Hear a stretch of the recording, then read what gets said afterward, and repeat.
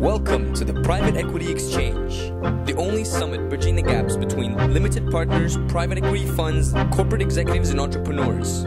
With over 1,000 delegates, the Private Equity Exchange is the only venue where LPs, private equity firms, corporate executives, and entrepreneurs meet. Before the events, using our internet platform, schedule one-on-one meetings with delegates that matter most to you, and exchange far more than business cards at your deal meetings at the Private Equity Exchange. Gather great market insight with over 120 speakers and 6 tracks to choose from. The Private Equity Exchange, the largest private equity event in Europe for CEOs, funds, and LPs.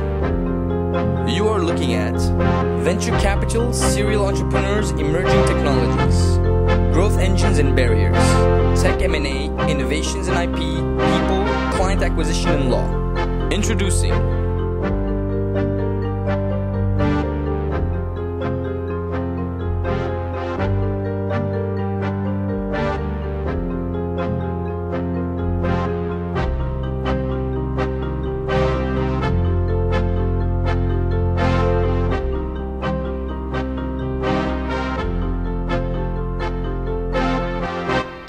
So to start about market and killer application, I know most of you don't believe anymore in this model. Maybe just a few comments about the theory of the killer application.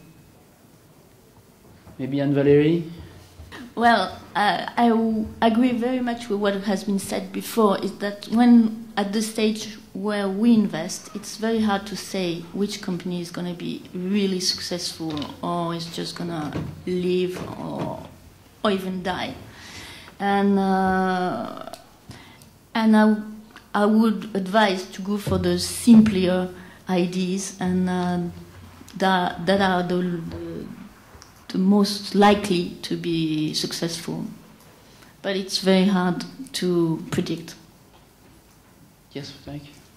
Yeah, I started my company in 2000 with a bunch of people of my generation. So we were quite a lot to found a startup at that time. And what I've seen is that among those who succeeded, finally, very few of them have kept their original business model. So I think you have to be prepared for change. If I look at WebHelp again, it's a complete change from the very beginning because it was a B2C website and it turns to be a B2B company. And in the meantime, we've also targeted the B2C through the WAP technology. So we changed the name from WebHelp to WAPHelp and then back to WebHelp again. So we've made some drastic changes to finally get where we are now. So I'm not sure that there is a killer app that you can stick to from the very beginning.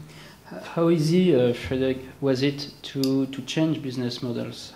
What was the support of your original investors concerning a total change of business model?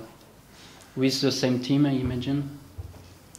I think, I don't know, maybe to be pretentious to say that we're an illustration of a bad idea that can turn to be a good idea. So we've been supported by Europe at Web, which was the former fund of Bernard Arnault.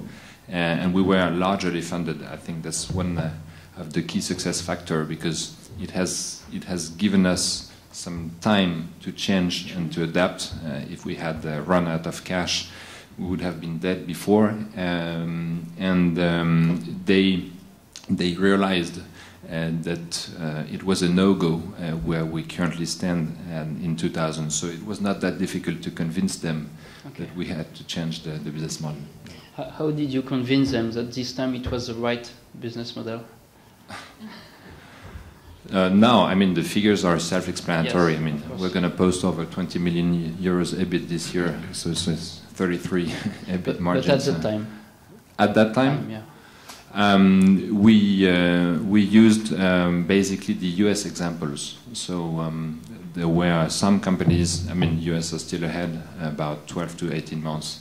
Like in every sector, in our industry, there were some call centers in India with very high margins. So we took that illustrative example to state that's where we want to go, and they were convinced.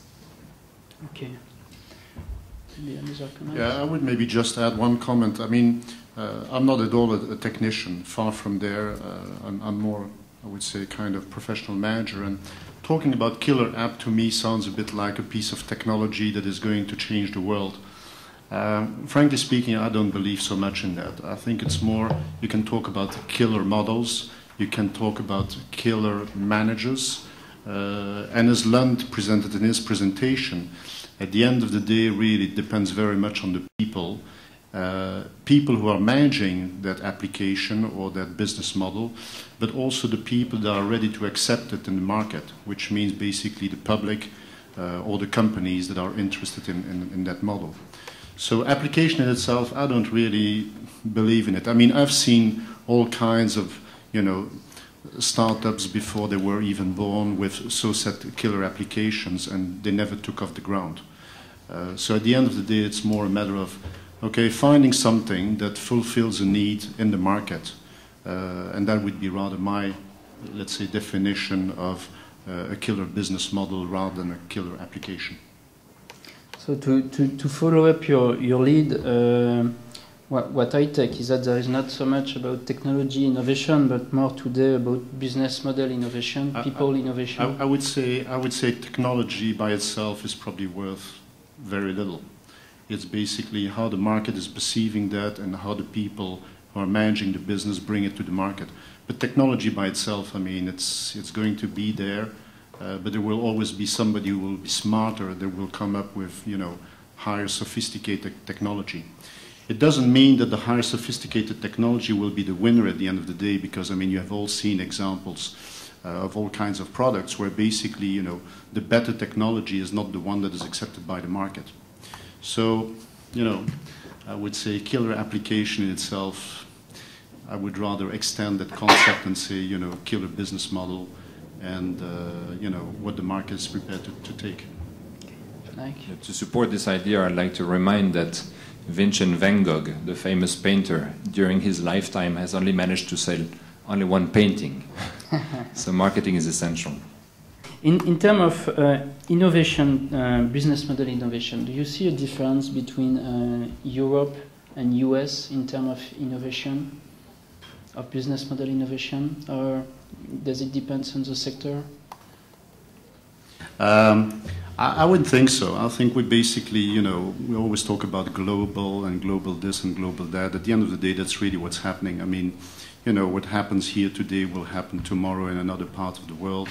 But after a matter of time, it's going to be available anywhere around the world, sooner or later. So it's a question of timing. And so I think Europe is always, lagging behind the US a number of years, 2 to 5 years, depending on what it is. But then on the other side, I mean, you probably could say the same thing about the US. I mean, we have got things in Europe as well where the US is probably a couple of years behind us. So sooner or later, I think, will be the same everywhere. And Valérie, maybe your take on the importance of the timing and the business model innovation? Well, I very much agree with what has been said. It's the most important is how you execute the model that you have invented, and the people who will really take this model to the market. I think we're quite innovative in Europe. We always think we're lagging behind, but I don't think it's true.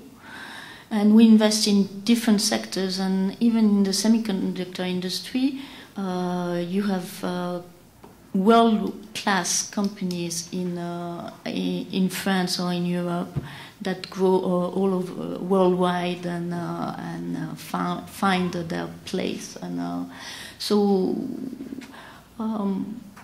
well, it's very much about execution and timing, I think. Execution and timing. Maybe if I can add my take on this.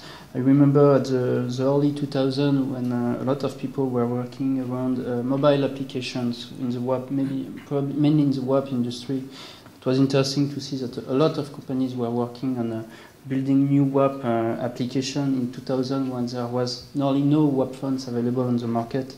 On the other hand, a lot of people were starting new businesses using simple what is called Audiotel in France and the SMS business model.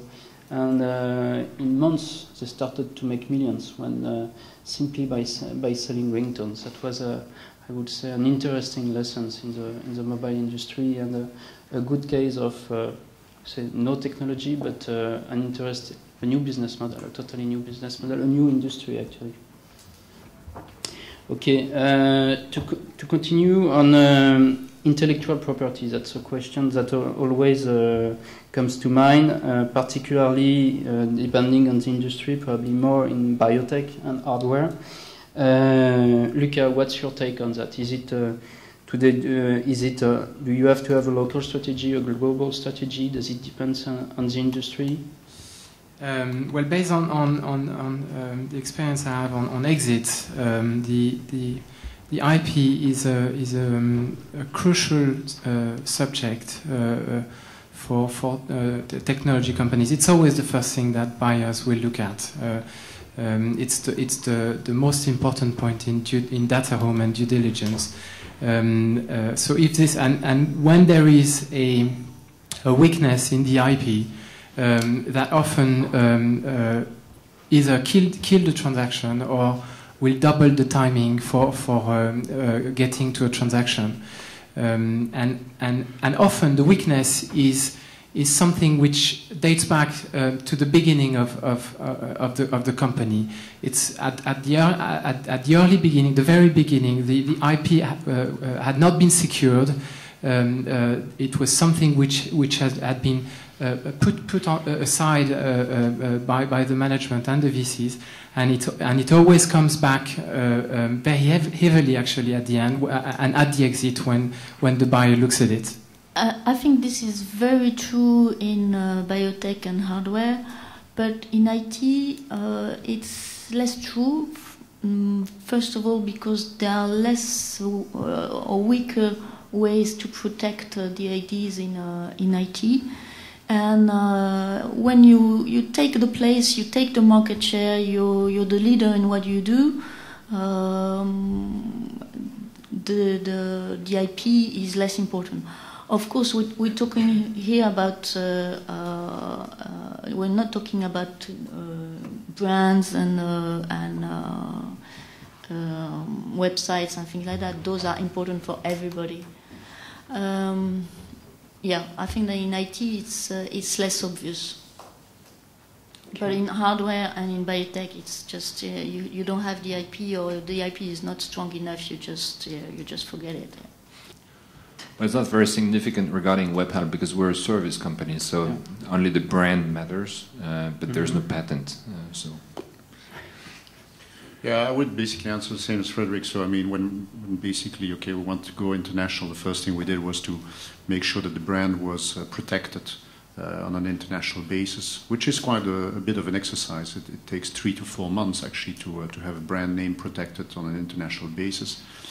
As far as technology is concerned, yes, we have some technology, but, okay, it's difficult, actually, to have a patent. We keep looking at that because, of course, I mean, that is obviously adding value to the company, but it's quite a difficult exercise.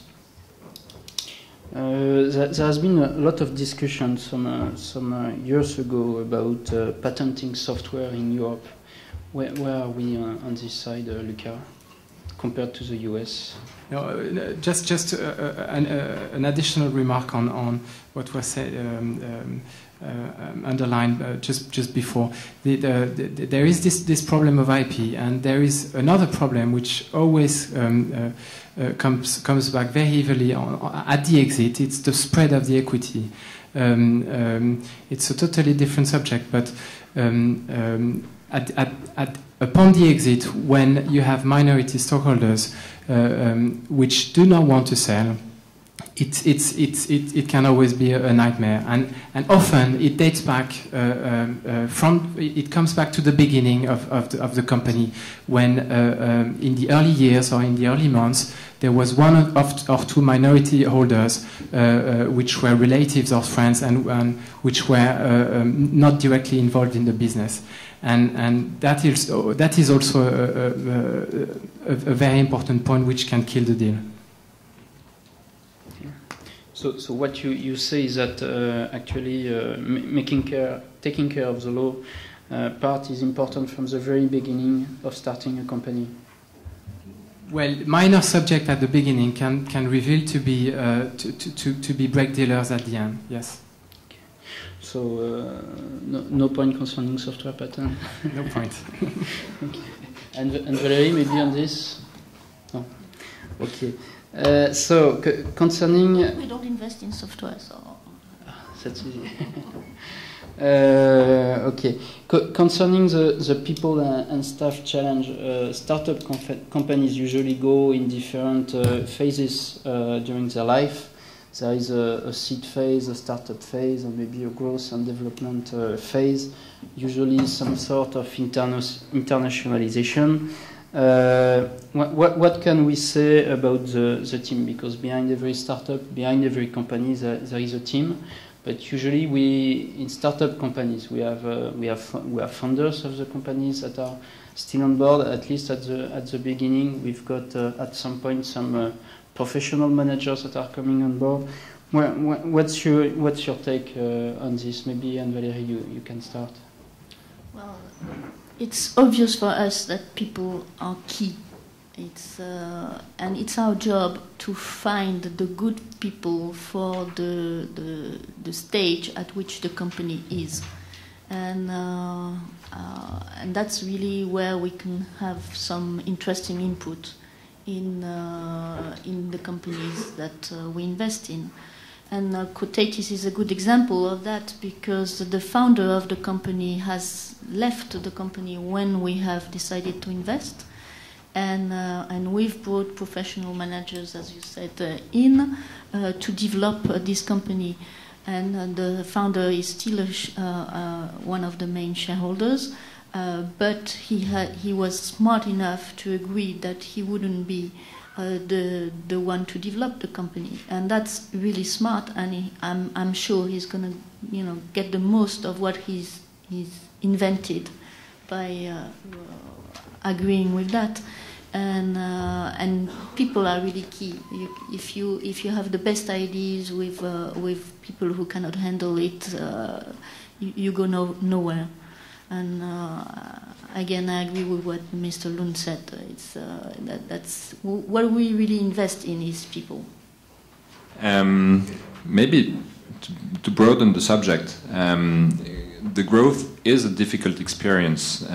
Just to give you some figures regarding the French market. Last year, if you look at the companies that have been founded 10 years ago, every year in France about 270,000 companies are freshly incorporated. So it can be hairdressers, lawyers, call centers, any kind of companies. And if you look at the figures 10 years after, about 100,000 are still there, meaning that surviving is something difficult, but is more than doable. But the thing is, out of the 100,000 companies, how many are bigger than 15 million euros sales per year? And last year, the answer is 437. So based on the companies founded in 1995, only 437 companies have posted over 15 million sales in revenue. It's very, very, very few. And that's because there are many, many challenges to grow a company and many constraints that have to be addressed. So in my perspective, there are three. The first one is the cash. Maybe we're going to talk about that later. The second one is the processes, and then the people. Regarding the people, what we've seen is we have to oversize the team from the very beginning, but oversize doesn't mean hire a lot of people, but hire people with a track record that is superior with the subjects that they have to handle currently. So that's one, maybe overgraduate, etc. That's one thing. And second thing that is key is to associate the people on the equity story and not be, selfish. And the founders and the investment funds, sometimes they are selfish, have to share the equity with the new employees. And that's something very, very important, because that's the only way to get people motivated to join a venture and to leave big companies to join early stage ventures. So that's the thing regarding the people. Just one point concerning what you said. I remember some investors who were totally against hiring people from big companies because they believe that the change of environment might just kill them, actually. What's your take on this?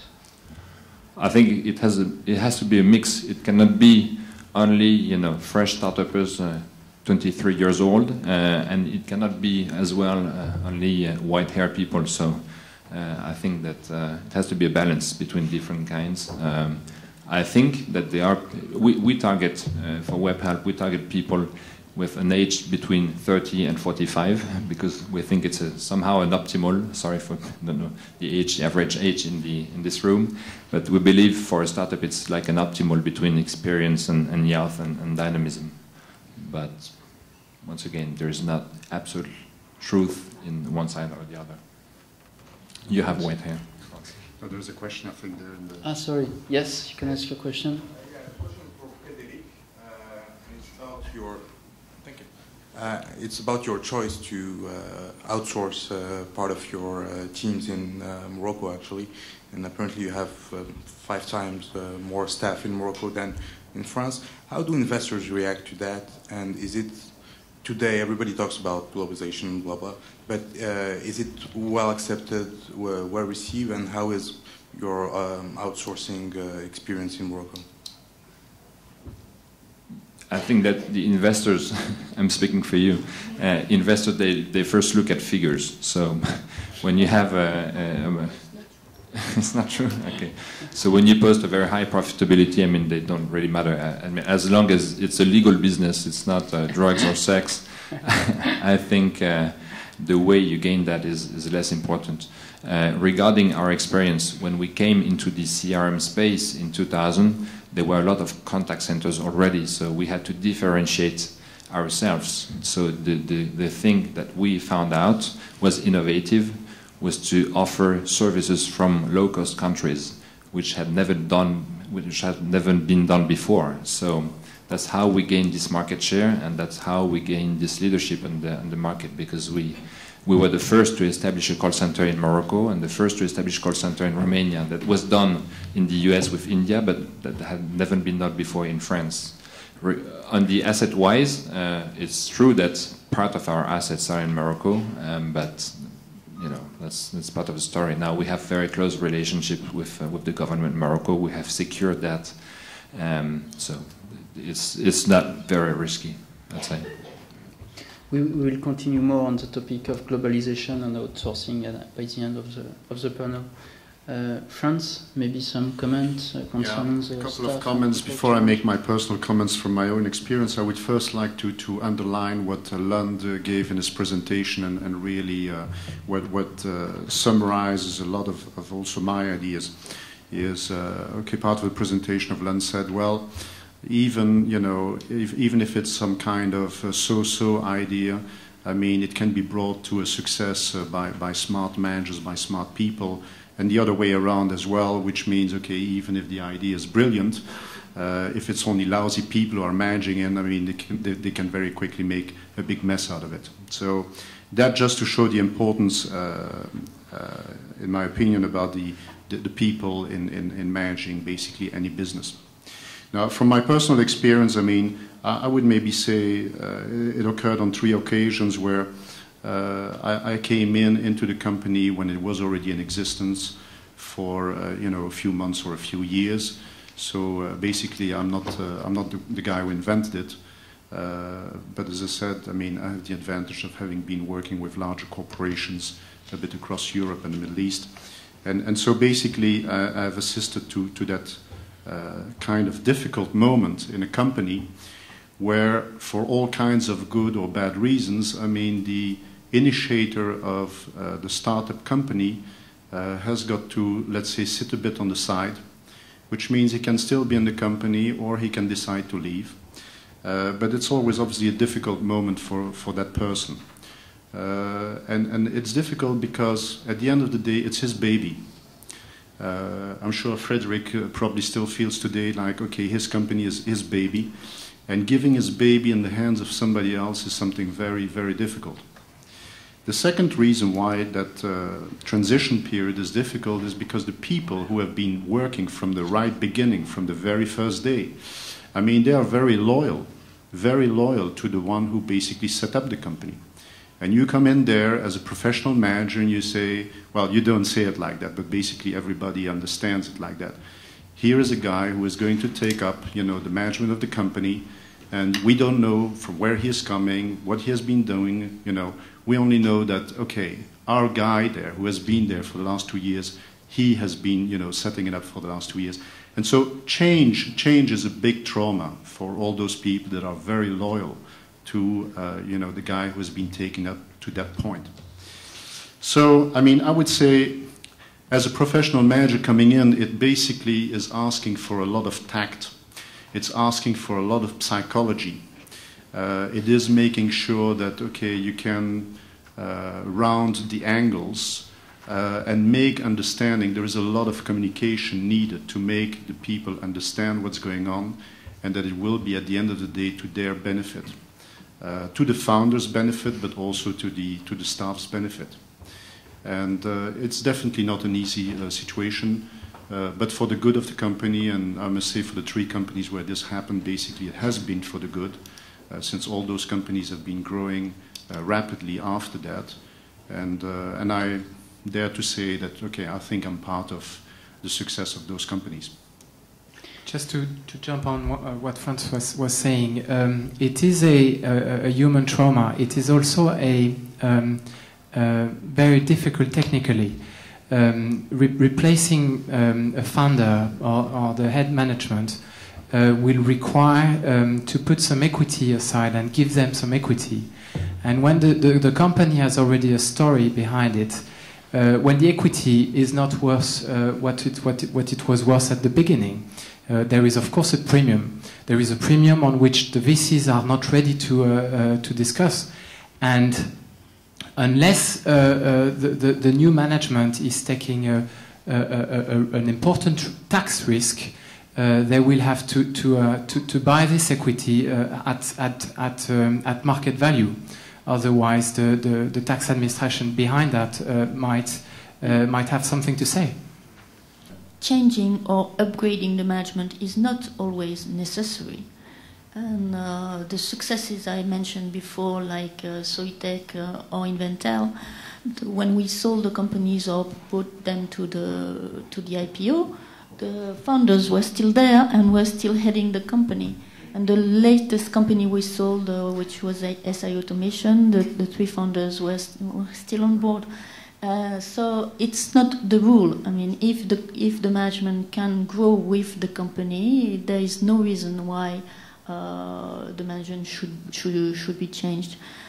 There is one field, though, where it's very useful to get some input at one stage from people who have an experience in a large company, is sales.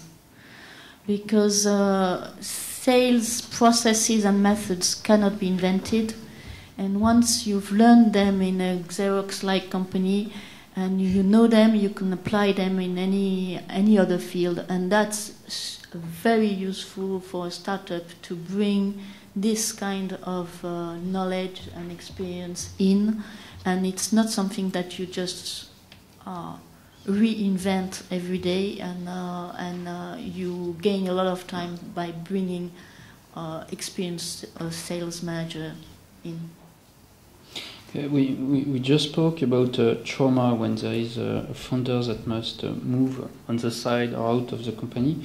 When we look at some of the big internet success in the world, like Google, eBay, Yahoo, all of them, we've got the impression that the transition was very smooth, that a professional manager was brought in, but that the founder continued to have a very important role. Do you see that in France, or is it the trauma thing is more because French entrepreneurs are different? I would say it all depends on people at the end of the day. I mean, as many people as there are in this room, as many characters and attitudes and psychologies there are as well. So I would really say that, you know, it's depending on it's cas par cas. Every case is a case, and you cannot generalize and say, you know, it's working like this overall. No, that it just doesn't work like that.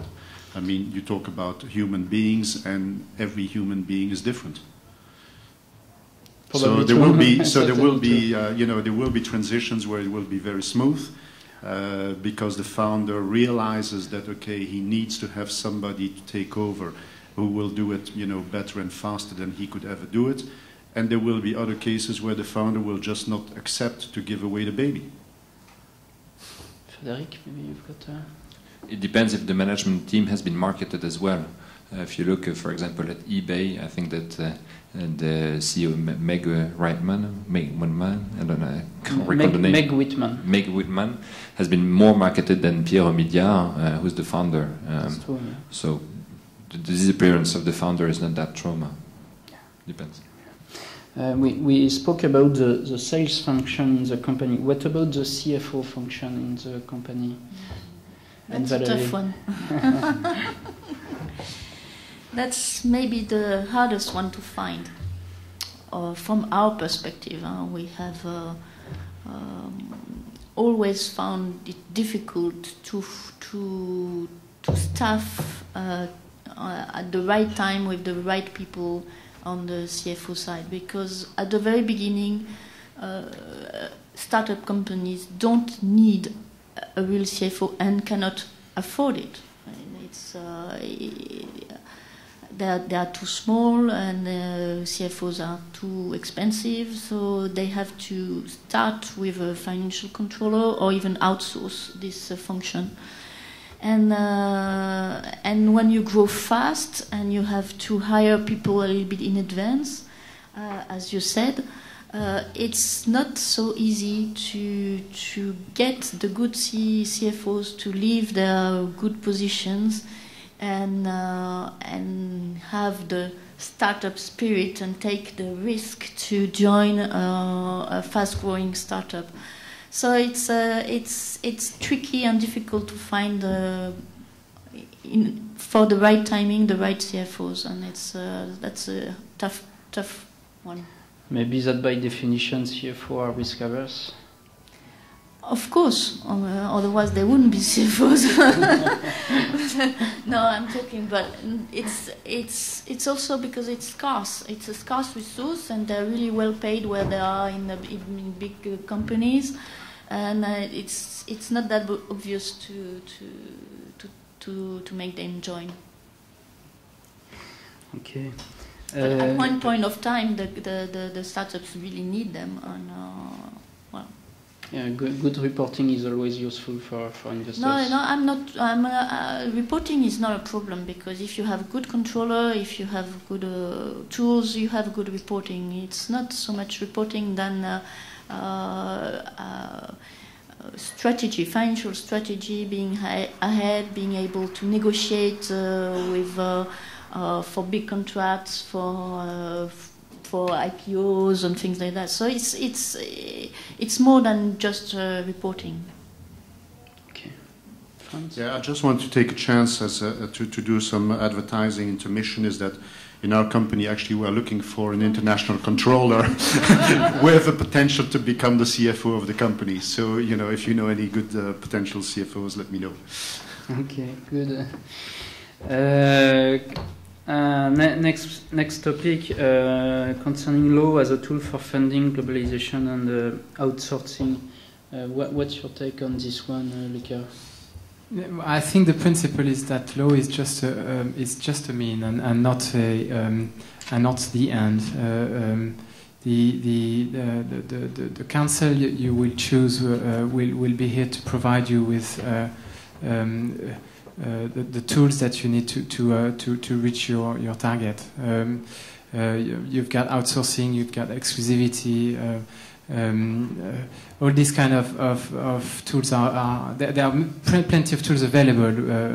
The good lawyer will be the one who will provide solutions and not anything else.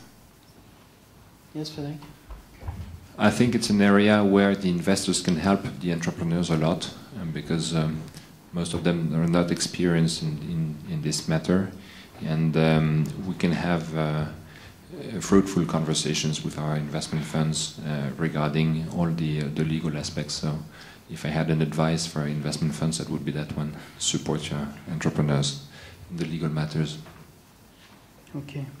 So last topic on this panel is... Can I just add something on law? I would say make it as simple as possible. When I joined Banexi Ventures 6 years ago, our shareholder agreements were not even 5 pages.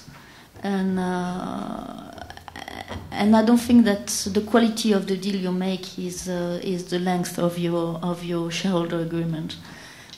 So when you keep it simple, and we've won a lot of deals because we had kept it really very, very simple. So, and that's where you make them, if you align your interest with the managers, it's the best way to have a success, a real success. Okay, thank you. Frédéric, maybe you... And also, there are plenty of law tools for the motivation of the managers to give them access to the shares, which are important as well. Okay. Last topic of this panel, we intend to discuss about scaling strategy, mainly about globalization and outsourcing. I would say that by definition, French, European companies have to be international. The local market is quite often too small. Let's start with, I would say, global outsourcing at large. With Frédéric, we've got an expert on this. Maybe can you let us know what was your strategy on this? I mean, we are an outsourcing company, so yeah. That's where you are. Basically, but we tried to enforce the rule for ourselves. So we have outsourced a lot since our inception. Okay. So the law has been outsourced. All the accounting has been outsourced. We have taken an advertising agency. So everything basically that we've been able to outsource, we've done it. So I think focus on core business and develop revenues is something essential in the success. Regarding globalization, I'm not sure it's a must-do. If you look at WebHelp, finally next year probably going to reach about 100 million euros revenues and significant profitability just on the French market. And we have tried to go abroad in 2001 because we've been supported by Europe at Web, and Europe at Web at that time told us, if you're not a European company, we're not going to support you anymore because the scale will be too small. And we've been to Germany and we've lost $2 million there. So if you go internationally too early and you've not secured your processes, you've not secured the business model, then it's a waste of time and money. So I would not recommend to jump for international too soon. Okay, Frans, you're developing international. Yeah, we develop. I mean, first an outsource or in-source. We basically do both. So we basically use other companies to provide us staff. But that is done for the simple reason is that, okay, since we are growing so fast and we don't want to spend just our time day after day to interview people, we basically use other companies to provide us staff who are meeting really the profile we need. Just to give you an idea, in the space of 2 years, our staff has moved from 5 people to 45 people, half of them being, telephone operators, telesales people. So we basically in-source, I would say, but we're also considering outsourcing because we still need more staff, and rather than to have everything inside, and especially in France, where you have those laws that say once you reach the 50 figure, okay, you've got all kinds of administrative red tape that we can do without. So you start obviously to think about outsourcing to countries like North Africa.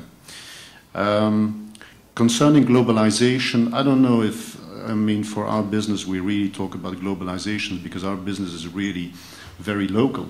at the end of the day, I mean, just for remembering, what we do is, okay, if you want to have a fitted kitchen or, you know, a new bathroom or change your heating system at home, you come on our website, you fill in a form, and we basically, you know, transmit your request to 2, 3, or 4 contractors who will give you a price.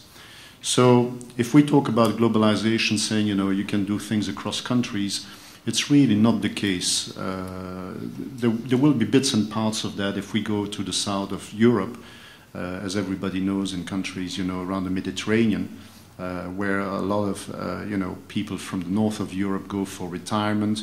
And, okay, there might be things like that. But otherwise, our service is very, you know, country-based. Yes, we opened subsidiaries in Germany and in the UK. And we basically apply exactly the same model as what we apply here.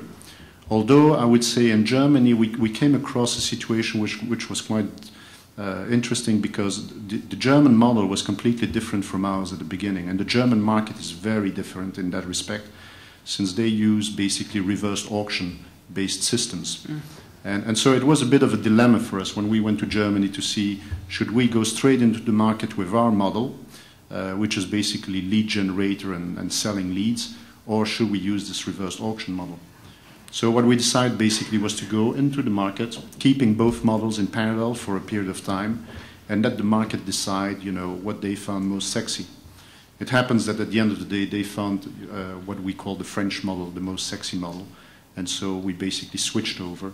And in Germany now we have, we are the only player in Germany having that business model.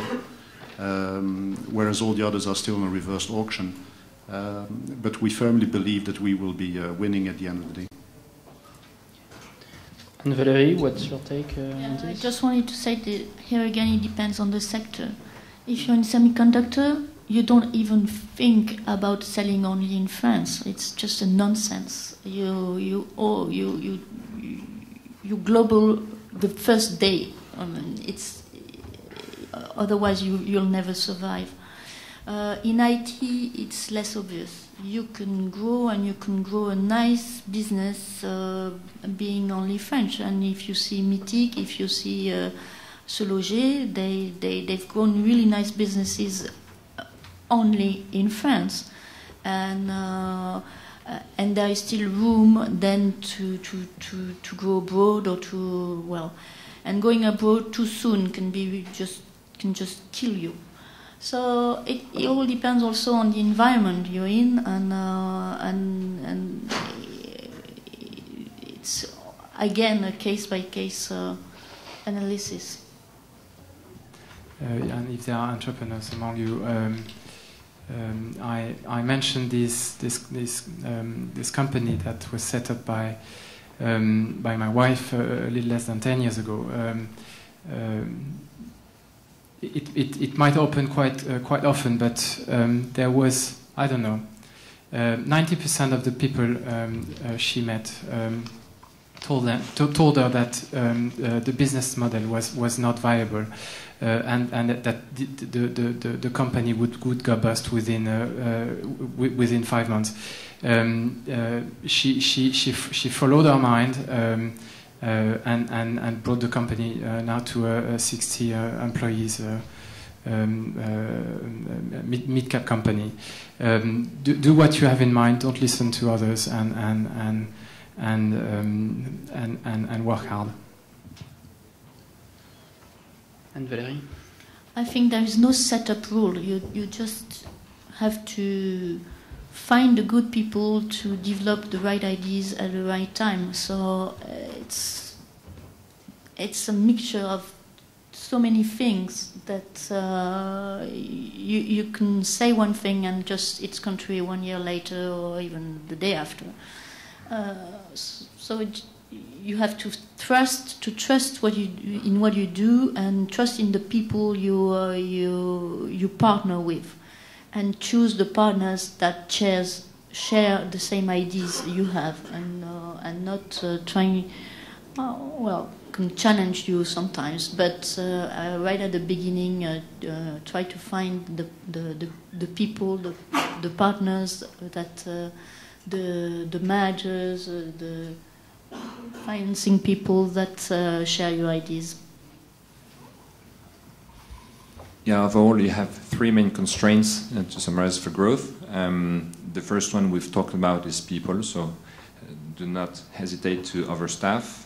The second one is the finance. So a lot of entrepreneurs that don't want to raise a lot of money at the very beginning because they are afraid of dilution. To me, it's a big mistake, because once you have a lot of cash in, then you can handle anything that is going to happen to you more safely. And once your business is profitable, it's always possible to gain extra capital from your investors and to negotiate with them a revolution. So you should always have in mind to have a lot of money from the very beginning. So we have raised 15 million euros, and I think it's been essential in the success. And the third thing is, from the very beginning, invest in your processes. So we've been certified ISO 9001, and I think you should take some time, and a lot of entrepreneurs don't do, to draft and document your processes, your know-how. So when the growth comes in, you know how to grow the business, and you deliver a sustainable and a constant quality over time, because to deliver quality when you do 2 million euros revenues is not the same challenge as when you do 200 million. And in conclusion, the timing is essential, because you have to grow at the right pace. If you grow too slow, then you miss the opportunity. Today, when you look at the most rising stars in the new economy, you have to go very fast because the time frame is short.